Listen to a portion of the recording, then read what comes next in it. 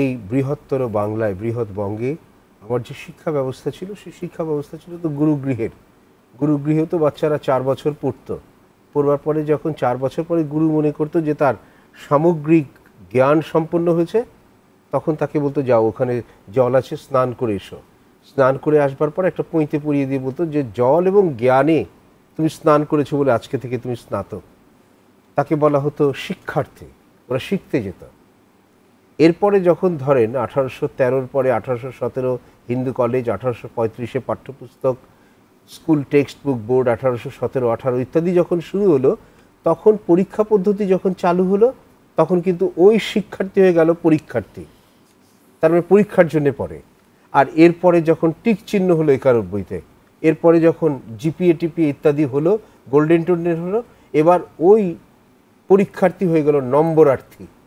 তাহলে শিক্ষার্থীর শিক্ষা গেল, পরীক্ষার্থীর পরীক্ষা গেল, এখন শুধু নম্বরটা টিকে আছে।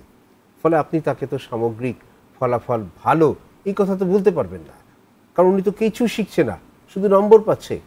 ওটা তো রবীন্দ্রনাথের ওই তোতা পাখি যে গল্পটা আছে, তোতা কাহিনী তার মতো হয়ে যাচ্ছে, মুখস্থ সে শিখছে এবং বলছে, ওতে কিন্তু লাভ হচ্ছে না, জাতির কোনো লাভ হচ্ছে না।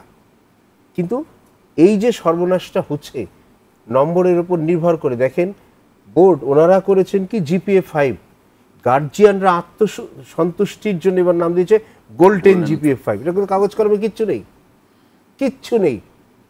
একটা সেকেন্ড ক্লাস পেয়েছে, ওর মাঝখানে আরেকটা ঢুকিয়ে দিয়েছে আপার সেকেন্ড ক্লাস, কিচ্ছু নেই। এটা আত্মসন্তুষ্টি। এই আত্মসন্তুষ্টি যতদিন না বন্ধ হবে, এই বন্ধটা রাষ্ট্র পারবে না। আমি অভিভাবকদের কাছে অনুরোধ রাখবো, সর্বনাশটা অভিভাবকরা করছেন।